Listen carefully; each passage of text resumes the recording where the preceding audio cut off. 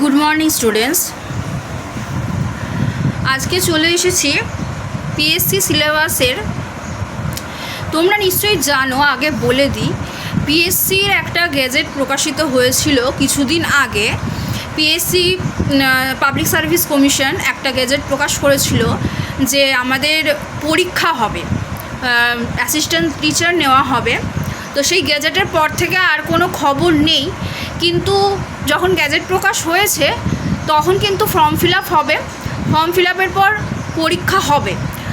সেই জন্য আমি বলছি যে তোমরা প্রত্যেকে কিন্তু পাবলিক সার্ভিস কমিশনের জন্য পড়তে থাকো, কেউ কিন্তু থেমে যেও না। প্রত্যেকটা গল্প, কবিতা, উপন্যাস, এছাড়া বাংলা সাহিত্যের ইতিহাস, এমনকি গ্রামার পর্যন্ত ভালো করে তোমরা পড়ো। তার ফলে তোমরা কিন্তু এই পিএসসিতে কিন্তু সিট সংখ্যা খুবই কিন্তু কম, সিট সংখ্যা কিন্তু খুবই কম। তাই বলছি জোরদারভাবে খাটো, তাহলে তোমরা নিশ্চয়ই পারবে। আর আমি পিএসসির ক্লাস দেওয়া শুরু করেছি, আমি এর আগে জীবনানন্দ দাশ থেকেই পড়াতে শুরু করেছি। জীবনানন্দ দাশের যে বনলতা সেন কাব্যগ্রন্থটা আছে, সেই বনলতা সেন কাব্যগ্রন্থে প্রথম পাঁচটা কবিতা আমাদের সিলেবাসে আছে। সেই জন্য এই সিলেবাসে 5টা কবিতার আমি প্রথম 2টো কবিতা কিন্তু তোমাদের পড়িয়ে দিয়েছি, তার নোটস দিয়ে দিয়েছি। মানে কোয়েশ্চেন, যেরকম পরীক্ষায় প্যাটার্নের কোয়েশ্চেন আসে চাকরির পরীক্ষায়, এটা তো একাডেমিক পরীক্ষা নয় যে ভেতরের অন্তর্নিহিত তাৎপর্যের পরীক্ষা আসবে, প্রশ্ন আসবে, সেটা নয়। কিন্তু আমি কবিতার মানে বুঝিয়ে দিয়ে প্রত্যেকটা লাইন থেকে কিন্তু যেমন কবিতা থেকে প্রশ্ন এসে থাকে চাকরির পরীক্ষায়, সেই রকম প্রশ্ন কিন্তু আমি তোমাদের রেখেছি এর আগে 2টো কবিতায়। আজকে নিয়ে চলে আসছি তৃতীয় কবিতা। দেখো, তৃতীয় কবিতার নাম হচ্ছে জীবনানন্দ দাশের হাওয়ার রাত। হাওয়ার রাত হচ্ছে তৃতীয় কবিতা, বনলতা সেন কাব্যগ্রন্থের অন্তর্গত তৃতীয় কবিতা হলো হাওয়ার রাত। চলে আসছি একদম মূল পাঠ্যে। দেখো, হাওয়ার রাত। হাওয়ার রাতে কবি এখানে কবিতায় লিখছেন, গভীর হাওয়ার রাত ছিল কাল।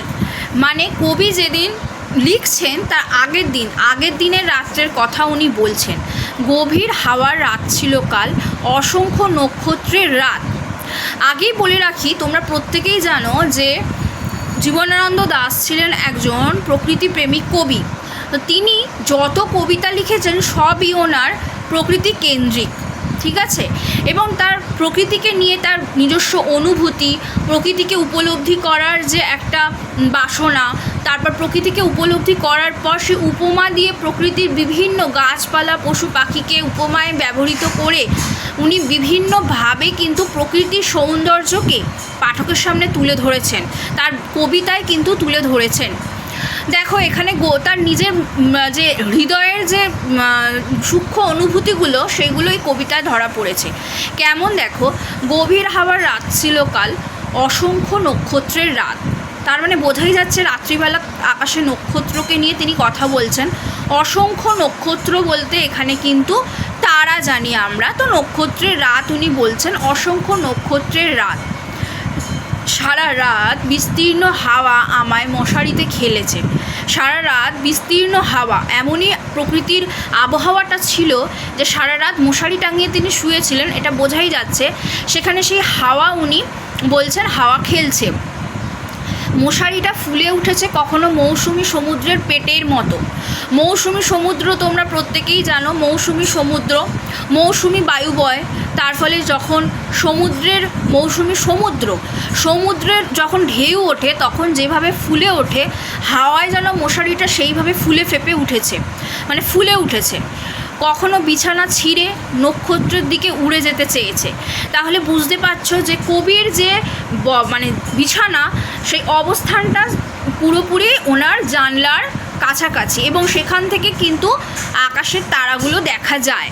এবং তিনি বাইরের যে একদম প্রকৃতিটা, সেটা কিন্তু বদ্ধ নয়, সেটা মুক্ত, সেখান থেকে কিন্তু হাওয়া আসছে যা মশারিতে লাগছে। এবং কখনো বিছানা ছিঁড়ে নক্ষত্রের দিকে কিন্তু উড়ে যেতে চাইছে। কি উড়ে যেতে চাইছে? মশারি। আচ্ছা দেখো, একবার মনে হচ্ছিল আমার, আধো ঘুমের ভিতর হয়তো মাথার উপরে মশারি নেই আমার। দেখবে মাঝে মাঝে মনে হয়ে থাকে, আমরা যখন স্বপ্ন টপ্ন দেখে থাকি তখন কিন্তু মনে হয় অনেক কিছুই আমাদের মনে হয় আমরা পড়ে যাচ্ছি, বা আমাদের মাথার ওপরে মশারি নেই। কবির এরকম মনে হয়েছে, মাথার ওপর মশারি নেই। ওনার মনে হয়েছে একবার যে আমার ওটা আধো ঘুমে মানুষ কিন্তু স্বপ্ন দেখে থাকে, গভীর ঘুমে যখন থাকে তখন দেখে হয়তো, কিন্তু আধো ঘুমে স্বপ্নটা বেশি হয়, দেখা হয়। দেখো, আধো ঘুমের ভিতর হয়তো মাথার উপরে মশারি নেই আমার, এইটা কবি বলছেন। হয়তো উনি বলছেন কারণ উনি অনুমান করছেন যে ঘুমের ভেতরে, তো ঘুমের ঘোরে উনি ভাবছেন সাথী তারা কোল ঘেঁষে নীল হাওয়ার সমুদ্রে সাদা বকের মতো উড়ছে সে। মানে মশারিটা কিসের সাথে উনি তুলনা করেছেন? আগে ওনার এটা ঘটনাটা ঘটেছে এরকম মনে হয়েছে, যেহেতু ওনার মনে কেন আছে, যেহেতু উনি আধো ঘুমেছিলেন, সেই কারণে ওনার মনে আছে যে এই জিনিসটা, মানে এইভাবে মশারিটা মাথার উপরে যেন নেই। এইটা ওনার মনে কেন আছে? কারণ উনি সম্পূর্ণ কিন্তু গভীর ঘুমে ছিলেন না, আধো ঘুমে ছিলেন। তাই উনি বলছেন সাথী তারার কোল ঘেঁষে, সাথী হচ্ছে একটা তারার নাম, সেই তারার কোল ঘেঁষে নীল হাওয়ার সমুদ্রে। নীল হাওয়ার সমুদ্র কেন বলছে? সমুদ্রের রং তো নীল, সেখান দিয়ে হাওয়া বইছে, তাই উনি একটা উপমা এখানে ব্যবহার করেছেন যে নীল হাওয়ার সমুদ্রে সাদা বকের মতো উড়ছে সে। দেখো, নীল সমুদ্রের ওপর দিয়ে তোমরা কল্পনা করো, নীল সমুদ্রের ওপর দিয়ে যখন সাদা বকগুলো উড়ে যায় তখন কি অপূর্ব সৌন্দর্য, প্রকৃতির এত মানে একটা দৃশ্য, এটা একটা মানে নিজস্ব একটা ন্যাচারাল দৃশ্য। এটা কিন্তু দেখো সাধারণ একটা স্বাভাবিক দৃশ্য, খুব সুন্দর। নীল রঙের সমুদ্রের ওপর দিয়ে সাদা রঙের কতগুলো পায়রা বা বক পাখি উড়ে চলেছে, কেমন লাগে তাহলে সেটা দেখতে? সেইটাই উনি এখানে বলছেন, সেই রকম যেন মনে হচ্ছে যে উড়ে যাচ্ছে। ওনার এটা কল্পনা, ঠিক আছে? উনি কল্পনার কথা এখানে, কল্পনার জগৎকে এখানে তুলে ধরেছেন, কল্পনার ক্যানভাসে তিনি একটা চিত্র এঁকেছেন, সেটাই কবিতায় তুলে ধরেছেন। কাল এমন চমৎকার রাত ছিল, মানে রাতটা ছিল এমনই চমৎকার রাত। দেখো, যখনই মানে কল্পনায় আমরা অনেক কিছুই কল্পনা করতে পারি, নীল রঙের সমুদ্রে সাদা বক পাখি, তারপর সকালবেলা সূর্যের আভাময় সূর্যকে দেখতে পাচ্ছি সমুদ্রের ওপর উদিত হচ্ছে, এগুলো সত্যিই কিন্তু ঘটনা, এগুলো কিন্তু প্রাকৃতিক, সত্যি ন্যাচারাল, কিন্তু এগুলো আমরা কল্পনাও করতে পারি। যে কোনো মানে সাহিত্যে আমরা কিন্তু কল্পনাকে নিয়ে আসতে পারি, ওইগুলো কিন্তু সত্যি সত্যি ঘটনা। সূর্য কিন্তু ওভাবেই ওঠে, যখন আমরা ধরো কোনো সমুদ্রে যখন বেড়াতে যাই তখন কিন্তু ওভাবেই সূর্য উদয় হয়, আমরা সেটা কল্পনার রঙে রাঙিয়ে দিয়ে সাহিত্যের বাস্তবায়ন ঘটাই বা বাস্তবায়িত করি, যে কিভাবে সূর্যের আভাটা ছড়িয়ে পড়ছে, কিভাবে সমুদ্রের জলে যখন ধরো সূর্যের আলোটা পড়ে চিকচিক করে, সেটাকে আমরা বিভিন্ন উপমায় ভূষিত করে কবিতা বা গল্পে বা উপন্যাসে আমরা কিন্তু লিখি, সেই উপমা ব্যবহার করে। দেখো, সমস্ত মৃত নক্ষত্রেরা কাল জেগে উঠেছিল। উনি বলছেন যত মৃত নক্ষত্র ছিল, যেগুলো মানে জল হয়তো করতো না, মৃত নক্ষত্র, সেগুলো সব জেগে উঠেছিল, মানে সব তারাগুলো একসাথে জ্বলছিল। আকাশে একতিল ফাঁক ছিল না, মানে এত আকাশ ভর্তি তারা ছিল, আকাশ ভরে গিয়েছিল তারায়, তো খুব আলোয় আলোকিত হয়ে গিয়েছিল কালকের রাত। পৃথিবীর সমস্ত ধূসর প্রিয় মৃতদের মুখও সেই নক্ষত্রের ভিতর দেখেছি আমি। বলছে পৃথিবীর সমস্ত ধূসর প্রিয় মৃতদেহ, যখন ধরো ধূসর প্রিয় কেন বলছে? মারা গেলে তো মানুষের কী হয়, দেহটা তো ছাই হয়ে যায়, পুরো ছাই হয়ে যায়। পৃথিবীর সমস্ত ধূসর প্রিয় মৃতদের যে মুখ, সেই নক্ষত্রের ভিতর আমি দেখেছি, মানে যারা মারা গেছে তাদের উনি কল্পনা করেছেন ওই তারাগুলোর মধ্যে, বুঝতে পেরেছ?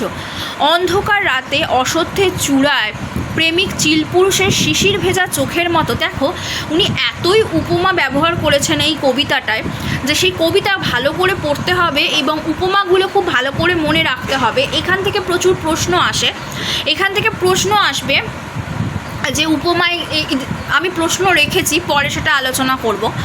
অন্ধকার রাতে, কেমন রাত ছিল? অন্ধকার রাত ছিল। অসত্যের চূড়ায়, অসত্য গাছের এখানে উল্লেখ আছে, অসত্যের চূড়ায় প্রেমিক চিলপুরুষের শিশির ভেজা চোখের মতো।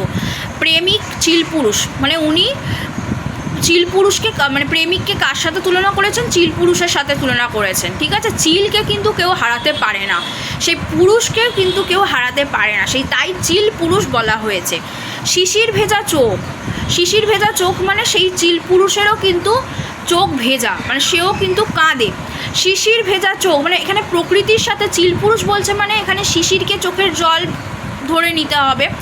ঝলমল করছিল সমস্ত নক্ষত্রেরা, যা মানে প্রকৃতির সৌন্দর্যটাকে তিনি এইভাবে ফুটিয়ে তুলছেন। কিভাবে? অন্ধকার রাতের সৌন্দর্যটা অসত্যের চূড়ায় প্রেমিক চিল পুরুষের শিশির ভেজা চোখের মতো চোখটার তুলনা করা হয়েছে। কিসের মতো চোখ? চিল পুরুষের কিসের মতো চোখ? শিশির ভেজা চোখের মতো। কেমন চোখ? শিশির ভেজা চোখ। ঝলমল করছিল সমস্ত নক্ষত্রেরা। জ্যোৎস্না রাতে ব্যাবিলনের রানী, ঠিক আছে? ব্যাবিলন একটা জায়গার নাম।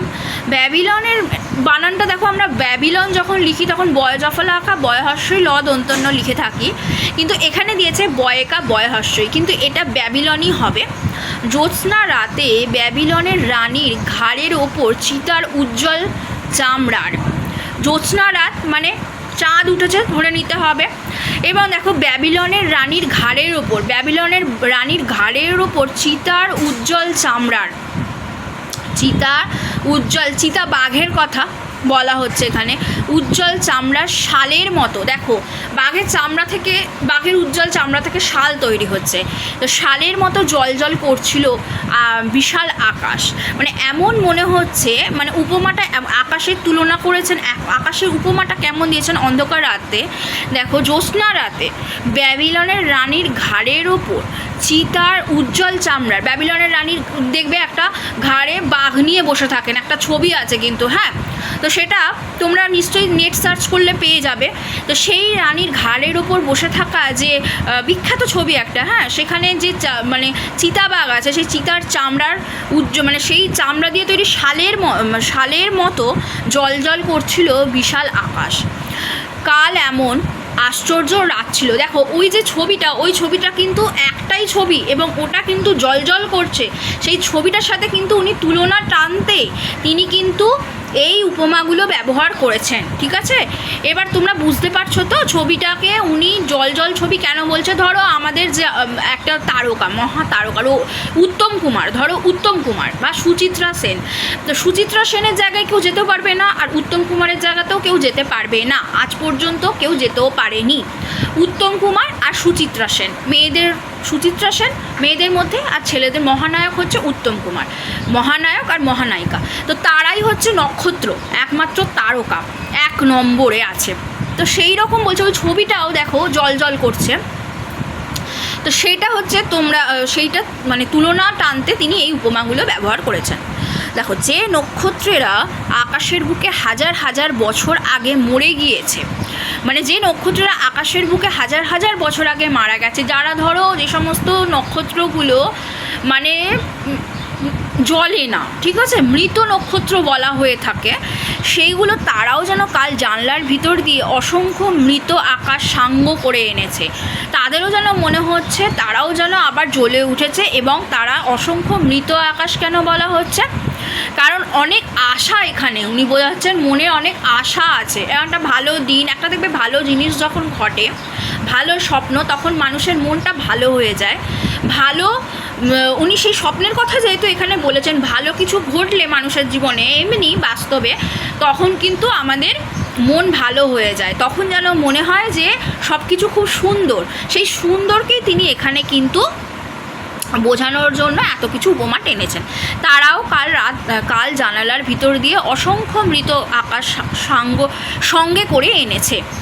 যে রূপসীদের আমি এশিরিয়ায় মিশরে বিদিশায় মরে যেতে দেখেছি, যে রূপসী মানে সুন্দরীদের, কবি এশিরিয়া একটা জায়গার নাম, মিশরে আর বিদিশায় মরে যেতে দেখেছেন, কাল তারা অতি দূর আকাশের সীমানার কুয়াশায় কুয়াশায় দীর্ঘ বর্ষা হাতে করে কাতারে কাতারে দাঁড়িয়ে গেছে যেন। বলছে এই রূপসীরা কোথায় আছে? ধরো এশিরিয়র রানী, মিশরের রানী, বিদিশার রানী, এরা সব ছিল এক একটা জল করা নক্ষত্র। তারা যেন মনে হচ্ছে কালকে রাত্রে যে অতি দূর আকাশে সীমানায়, একদম সীমানায় কুয়াশায় কুয়াশায় দীর্ঘ বর্ষা, ওরা কিন্তু প্রত্যেকে খুব শক্তিশালী নারী ছিল, ঠিক আছে? প্রত্যেক হাতে বর্ষা নিয়ে তারা যুদ্ধও করতো। এই যুদ্ধের যে একটা মানে নারীদের মধ্যে সব কিছুকে উনি তুলে ধরেছেন। এই যে মেয়েদের বা নারীদের মধ্যে যে একটা প্রবল যে শক্তি, একটা মানসিক জোর এবং সেই যুদ্ধ করার একটা যে উনি বলছেন এখানে এই কথাটার মধ্যে দিয়ে যুদ্ধের মানসিকতা, ঠিক আছে, আবার বেঁচে ওঠার যে একটা নতুন আকাঙ্ক্ষা, সেইগুলোকে টেনে আনার জন্য তিনি এই রকমভাবে উপমাগুলোকে এনেছেন যে দীর্ঘ বর্ষা হাতে করে কাতারে কাতারে দাঁড়িয়ে গেছে যেন। মৃত্যুকে দলিত করার জন্য বলছে মৃত্যুকে মেনে নেব না, মৃত্যুকে আমরা দলিত করে দেব, তাই তো? মৃত্যুকে দলিত করার জন্য, পদদলিত, যেমন মৃত্যুকে আমরা ভয় পাই না, মৃত্যুকে ভয় আমরা পাই না, মৃত্যুকে দলিত করার জন্য, জীবনের গভীর জয় প্রকাশের জন্য, গভীর জয়, তাহলে ওনার জীবনে একটা নিশ্চয়ই জয় আছে। তাহলে কি জয়, আমি জয়ী হয়েছি সেটাকে বোঝানোর জন্য কি ওনারা মানে নক্ষত্র যেহেতু জয়ী হয়েছি আমরা, সেই জন্য কি বর্ষা নিয়ে কাতারে কাতারে দাঁড়িয়ে আছেন? মৃত্যুকে দলিত করে, মৃত্যুর বিরুদ্ধে রুখবে মানে কোনো একটা রাষ্ট্রশক্তির বিরুদ্ধে যুদ্ধ করবে বলে, নাকি তারা জয়ী হয়েছে যুদ্ধ করার পর, সেটা বোঝানোর জন্য। প্রেমের ভয়াবহ গম্ভীর স্তম্ভ তুলবার জন্য। আবার এমনও হতে পারে, অনেক তো রয়েছে, অনেক নারী এরকম আছে আমাদের ইতিহাসের প্রসঙ্গে। দেখো সেখানে প্রেমের ভয়াবহ গম্ভীর স্তম্ভ, তাদের কিন্তু এক একটা স্বাক্ষর রেখে গেছে প্রেমের দিক থেকে। হ্যাঁ, এই দিকটাও কিন্তু দেখতে হবে, সেই গম্ভীর স্তম্ভ তুলবার জন্য আড়ষ্ট অভিভূত হয়ে গেছি আমি, খুব আড়ষ্ট হয়ে যাওয়া বলে, সে আড়ষ্ট খুবই অভিভূত হয়ে গেছি আমি। কাল রাতের প্রবল নীল অত্যাচার আমাকে ছিঁড়ে ফেলেছে যেন। কাল রাতের যে নীল অত্যাচার, সেই নীল অত্যাচার যেন আমাকে ছিঁড়ে ফেলেছে। নীল অত্যাচার কেন বলা হয়েছে? ওই নীল সমস্ত রাতের যে ঘটনাটা, ওই যে নীল হাওয়ার সমুদ্র বলা হয়েছে, যেন মনে হচ্ছে নীল, দেখো সমুদ্রের জল যেমন নীল, আর হাওয়াটাকেও ওনার নীল মনে হচ্ছে, সেটাকে সমুদ্রের সাথে তুলনা করেছেন, নীল হাওয়ার সমুদ্র তাই বলা হয়েছে। তো কাল রাতের প্রবল নীল অত্যাচার, ওই হাওয়ার যে অত্যাচার আমাকে ছিঁড়ে ফেলেছে যেন। আকাশের বিরামহীন বিস্তীর্ণ ডানার ভিতর, মানে আকাশের বিরামহীন মানে কোনো বিরাম নেই, অনবরত মানে বিশ্রাম নেই, বিরামহীন বিস্তীর্ণ ডানার ভেতর পৃথিবীর কীটের মতো মুছে গিয়েছে কাল। পৃথিবীর কীটের মতো, কীট একটা কীট পতঙ্গ, তার মতো যেন মুছে গেছে ডানার ভিতর পৃথিবী। কে মুছে গেছে? পৃথিবী মুছে গেছে। পৃথিবী আর এখানে আর কিছু বিশ্ব ব্রহ্মাণ্ড মানে বিশ্বকে এখানে তিনি নিয়ে আসছেন যেন, মানে পৃথিবী সেখানে তো একটা ছোট্ট গ্রহ, তো পৃথিবী আর নেই, মানে পৃথিবী কীটের মতো যেন মুছে গেছে। আর উত্তুঙ্গ বাতাস এসেছে। উত্তুঙ্গ বাতাস কোনটাকে বলা হচ্ছে? ওই হাওয়াটাকে বলা হচ্ছে। উত্তুঙ্গ বাতাস এসেছে আকাশের বুক থেকে নেবে। কোথা থেকে? আকাশের বুক থেকে ওই বাতাসটা নেমে এসেছে। তোমরা কল্পনাও করতে পারো যে বাতাসটা নামছে আমার জানলার ভিতর দিয়ে সাঁই সাঁই করে, মানে হাওয়া যখন বয় তখন সাঁই সাঁই একটা শব্দ হয়, সেই সাঁই সাঁই করে সিংহের হুঙ্কারে এমন জোরে ধরো হাওয়া যখন দেখবে আমাদের কালবৈশাখী ঝড় যখন হাওয়াটা যখন প্রচণ্ড জোর কিন্তু আওয়াজ হয়ে থাকে আর সিংহের হুঙ্কারের মতোই হয়ে থাকে। উৎক্ষিপ্ত হরিৎ প্রান্তর, হরিৎ মানে এখানে সবুজ, হরিৎ কেন? সবুজ যে মাঠ, সেই সবুজ মাঠের প্রান্তরের অজস্র জেব্রার মতো, মানে বলছে সেই অজস্র মানে নেমে আসছে। উনি কল্পনার ক্যানভাসে ছবি আঁকছেন, দেখো কেমন ধরনের উনি ছবি আঁকছেন যে হাওয়াগুলো নেমে আসছে যেন অজস্র জেব্রার মতো, তা বলে মানে যে নেমে আসছে ওইটাকেই কল্পনা উনি করছেন। মতো এখানে উপমা ব্যবহার করেছেন। হৃদয় ভরে গিয়েছে আমার বিস্তীর্ণ ফেল্টের সবুজ ঘাসের গন্ধে। হৃদয়ে আমার সবুজ যে ঘাসের গন্ধ আছে বাগিচা ফেল্ড মানে বাগিচা, বাগিচার বিস্তীর্ণ বাগিচা, সবুজের বাগিচা, ঠিক আছে, মানে ঘাস আছে সেখানে, সবুজ ঘাসের যে বাগিচা, তার গন্ধ, কচি কচি ঘাসের গন্ধে হৃদয় ভরে গেছে। দেখো এখানে প্রকৃতির ওই হাওয়ার সাথে গন্ধ কিন্তু ভেসে আসছে, হাওয়ার সাথে কিন্তু গন্ধ ভেসে আসছে। দিগন্ত প্লাবিত বলিয়ান রৌদ্রের আঘ্রাণে কি দিগন্ত প্লাবিত মানে যার শেষ নেই, নেই অন্তর যার, তাকে বলে দিগন্ত। দিগন্ত প্লাবিত হয়ে যাচ্ছে হাওয়া, বলিয়ান রৌদ্রের, মানে হাওয়া নয়, দিগন্ত প্লাবিত বলিয়ান রৌদ্র বলা হচ্ছে মানে খুব শক্তিশালী রৌদ্রের আঘ্রাণে, রৌদ্রটাকেও যেন আমরা আঘ্রাণে উপভোগ করে থাকি। কবি সেটাই বলতে চেয়েছেন। মিলনোন্মত্ত বাঘিনীর গর্জনের মতো অন্ধকারে চঞ্চল বিরাট সজীব রোমশ উচ্ছ্বাসে জীবনের দুর্দান্ত নীলমত্ততায়। দেখো মিলনোন্মত্ত মানে মিলনে যখন থাকে বাঘিনী তখন তো একটা গর্জন, সেই সময় যে একটা পরিস্থিতি হয় সেটাকে বলছে মিলনোন্মত্ত বাঘিনীর গর্জনের মতো অন্ধকারে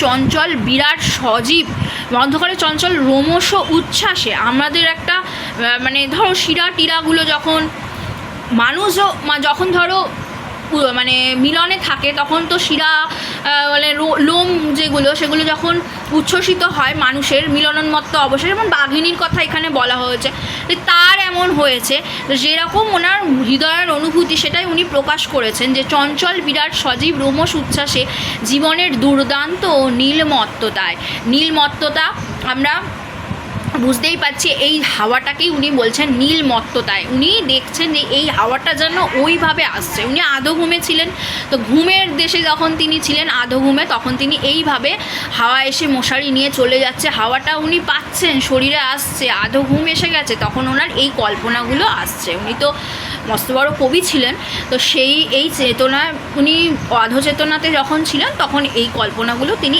এই উপমাগুলো টেনে এনেছেন, কল্পনার উপমা। তারপরে দেখো কি বলছেন, আমার হৃদয়ে পৃথিবী ছিঁড়ে উড়ে গেল, আমার হৃদয়ে পৃথিবী ছিঁড়ে উড়ে গেল, মানে আমার হৃদয়টা আর পৃথিবীতে নেই, আমি আর পৃথিবীতে নেই, মানে ছিঁড়ে উড়ে গেল। নীল হাওয়ার সমুদ্রে স্ফীত মাতাল বলুনের মতো গেল উড়ে। নীল হাওয়ার সমুদ্র মানে নীল হাওয়ার সমুদ্র বলা হয়েছে, ঠিক আছে, সেই সমুদ্রে মানে আমার হৃদয়টা একটা যেন, আমাদের হৃৎপিণ্ডটা একটা বেলুনেরই মতো মানে সংকুচিত হচ্ছে, একবার সিস্টোলিক অ্যান্ড ডায়ালেটিক, তাই তো, মানে ওটাকে কি বলা হয়ে থাকে, সংকুচিত হওয়া আর প্রসারিত হওয়া, ঠিক আছে, একবার সংকুচিত হচ্ছে, মানে এইটা যতবার এরকম হচ্ছে আমাদের কি হচ্ছে, হাড় সঞ্চালিত হচ্ছে, যার ফলে ওটা বেলুনেরই মতো হয়ে থাকে। হ্যাঁ, এবার দেখো কি বলতে গেলাম, হ্যাঁ, নীল হাওয়ার সমুদ্রে কেমন উড়ে গেছে, স্ফীত মাতাল বলুন বা বেলুনের মতো উড়ে গেছে। এবার দেখো একটা দূর নক্ষত্রের মাস্তুলকে তারায় উড়িয়ে নিয়ে চলল একটা দুরন্ত শকুনের মতো। মনে হচ্ছে যেন পৃথিবী থেকে ছিঁড়ে যখন বেরিয়ে গেছে নীল হাওয়ার সমুদ্রে কবির হৃদয়, মানে হৃৎপিণ্ডটা বেলুনের মতো, তখন একটা দূর নক্ষত্রের যে মাস্তুল জানো তো, নৌকায় যে মাস্তুল থাকে, সেই মাস্তুলে পাল বাঁধা হয়, মানে মাস্তুলে যখন বাঁধা হয় পাল, সেই সাদা রঙের যে পাল মাস্তুলে একটা দণ্ড তাতে বাঁধা হয়, বলছে দূর নক্ষত্রের একটা মাস্তুলকে তারায় যেন মনে হচ্ছে উড়িয়ে নিয়ে চলে গেল। তারায় মানে উনি কল্পনা করছেন যে তারায় নিয়ে চলে গেল, উড়িয়ে নিয়ে চললো একটা দুরন্ত শকুনের মতো। শকুন এখানে উনি কিন্তু বলছেন যে আমার হৃদয়টা যেন একটা দুরন্ত শকুনের মতো ওই মাস্তুলকে তারায় উড়িয়ে নিয়ে চলে গেল, দূর নক্ষত্রের মাস্তুলকে তারায় উড়িয়ে নিয়ে চলে গেল। কিসের মতো, দুরন্ত শকুনের সাথে তিনি তুলনা করেছেন। তাহলে বোঝা যাচ্ছে তো কবিতা। তো এখানে কবিতার নিজের মনের সূক্ষ্মানুভূতি প্রকাশ করেছেন। আর একটা কথা বলি, এখানে দুটো কিন্তু এসেছে, চিল আর শকুন, ঠিক আছে। যদি প্রশ্ন আসে এখানে কটি পাখির উল্লেখ আছে, না বক পাখিও আছে, 3টে, বক, চিল আর শকুন, ঠিক আছে। আমি চলে আসছি প্রশ্নোত্তর পর্বে। দেখো 1 নম্বরে আমি রেখেছি যে কবিতায় উল্লিখিত হাওয়ার রাত কেমন ছিল। কবিতায় উল্লিখিত হাওয়ার রাত গভীর ছিল। দেখো বিস্তীর্ণ হাওয়া কোথায় খেলেছে, কবির মশারিতে। চলে আসছি 3 নম্বরে, মশারিটা কেমন ফুলে উঠেছে? মৌসুমী সমুদ্রের পেটের মতো। এই উপমাগুলো থেকে কিন্তু প্রশ্ন আসবে। মশারিটা কেমন ফুলে উঠেছে, এখানে ধরো 1 নম্বর অপশানে দিল মৌসুমী সমুদ্রের পেটের মতো, তারপরে ধরো দিয়ে দিল মৌসুমী নদীর ঢেউয়ের মতো। এইরকম কিন্তু 4টে অপশান থাকবে, শেষে এমনও থাকতে পারে কোনোটিই নয়, তখন তোমাকে ঠিক অপশানটাই কিন্তু ক্লিক করতে হবে। চললাম 4 নম্বরে। বিছানা ছিঁড়ে কোথায় উড়ে যেতে চেয়েছে? নক্ষত্রের দিকে। 5 নম্বর, মাথার ওপর ড্যাশ নেই, শূন্যস্থানে কি বসবে? শূন্যস্থানে বসবে মশারি। ঠিক আছে, শুধু মশারি। চলে আসছি নেক্সট স্লাইডে। দেখো, সে কিসের মতো উঠছে? সাদা বকের মতো উঠছে। আচ্ছা, কবিতায় কোন তারার কথা আছে? 7টি তারার কথা আছে। চলে আসছি পরের প্রশ্নে। পৃথিবীর সমস্ত মৃতরা কেমন ছিল? ধূসর ছিল। আচ্ছা, 9 নম্বর, সমস্ত নক্ষত্রেরা কার মতো ঝলমল করছিল? প্রেমিক চিল পুরুষের শিশির ভেজা চোখের মতো ঝলমল করছিল। পুরোটা বলতে হবে, হ্যাঁ। প্রেমিক চিল পুরুষের শিশির ভেজা চোখের মতো কিন্তু নক্ষত্রেরা ঝলমল করছিল। চলে আসছি 10 নম্বরে। বিশাল আকাশকে কিসের সাথে তুলনা করা হয়েছে?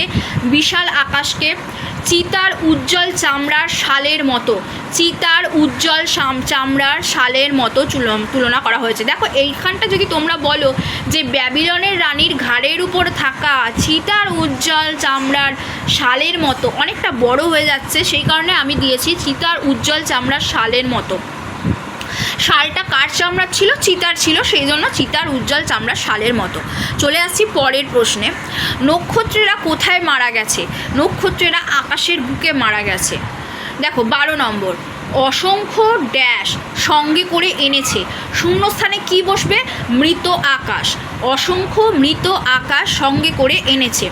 দেখো তার পরের প্রশ্ন, কবি রূপসীদের কোথায় কোথায় মরে যেতে দেখেছেন?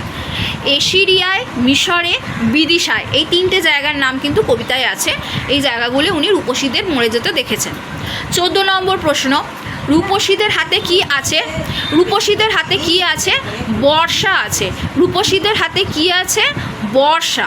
ঠিক আছে, তারপরের প্রশ্ন হচ্ছে, কবিতায় পৃথিবীর কিসের মতো মুছে যাওয়ার কথা বলা হয়েছে? কবিতায় পৃথিবীর কিসের মতো মুছে যাওয়ার কথা বলা হয়েছে? কীটের মতো মুছে যাওয়ার কথা বলা হয়েছে। চলে আসছি পরের প্রশ্নে। দেখো, আকাশের বুক থেকে কি নেমে এসেছে? আকাশের বুক থেকে উত্তুঙ্গ বাতাস। উত্তর হবে উত্তুঙ্গ বাতাস নেমে এসেছে। চলে আসছি পরের প্রশ্নে।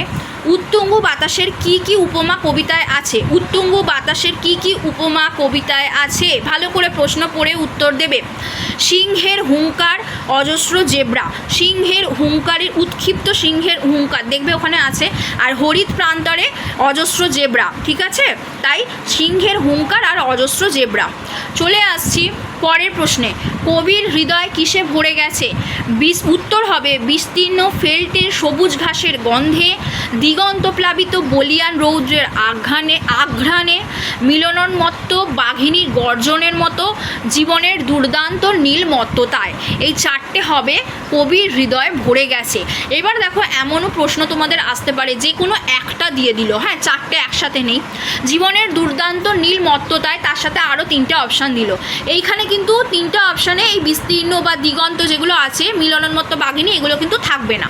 আবার এমনও দিতে পারে বিস্তীর্ণ ফেল্টের সবুজ ঘাসের সাথে, নাকি গোলাপি ঘাসের সাথে, বা এই রকম মানে অপশান দিয়ে দেবে। তখন ঠিক অপশানটা কিন্তু তোমাদেরকে ক্লিক করতে হবে। চলে যাচ্ছি পরের প্রশ্নে। কবির হৃদয় কিসের মতো উড়ে গেল? স্ফীত, মাতাল, বলুনের মতো। কেউ কিন্তু বেলুন করবে না, প্রত্যেকে কিন্তু বলুনই করবে, কেননা কবিতায় কিন্তু কবি উল্লেখ করেছেন বলুন বলে, এখানে কিন্তু বেলুন উনি বলেননি। চলে আসছি পরের প্রশ্নে। দূর নক্ষত্রের মাস্তুলকে তারায় তারায় কে উড়িয়ে নিয়ে গেল? কবির হৃদয়। উত্তর হবে কবির হৃদয়। চলে আসছি পরের প্রশ্নে 21। কবির হৃদয় কি ছিঁড়ে উড়ে গেল? কি ছিঁড়ে উড়ে গেল? কবির হৃদয় কি ছিঁড়ে উড়ে গেল? ঠিক আছে, কি ছিঁড়ে উড়ে গেল? পৃথিবী ছিঁড়ে উড়ে গেল। চলে আসছি পরের প্রশ্নে। কবির হৃদয় কোথায় উড়ে গেল? কবির হৃদয় কোথায় উড়ে গেল? নীল হাওয়ার সমুদ্রে কিন্তু কবির হৃদয় উড়ে গেল। চলে আসছি পরের প্রশ্নে।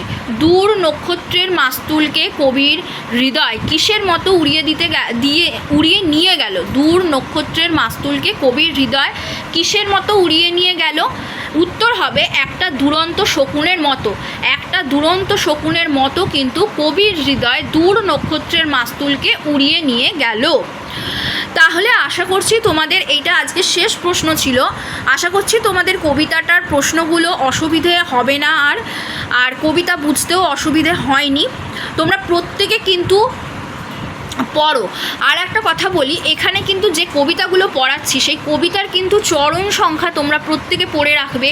কবিতার কটা চরণ আছে আর কটা স্তবক আছে এইগুলো কিন্তু পড়ে রাখবে তোমরা। আমি এখানে দিইনি, তবে তোমরা কিন্তু কবিতার স্তবক আর কবিতার চরণ এইগুলো কিন্তু পড়ে রাখবে। তাহলে আশা করছি তোমরা পরীক্ষায় কমন পাবে। আজকে আমার আলোচনা এই পর্যন্তই। পরের দিনে আমি নেক্সট ক্লাসে জীবনানন্দ দাশের বনলতা সেন কাব্যগ্রন্থের 4র্থ কবিতা নিয়ে চলে আসব। তাড়াতাড়ি তোমরা ক্লাসটা অ্যাটেন্ড করো। আজকে আলোচনা এই পর্যন্তই। Thank you students.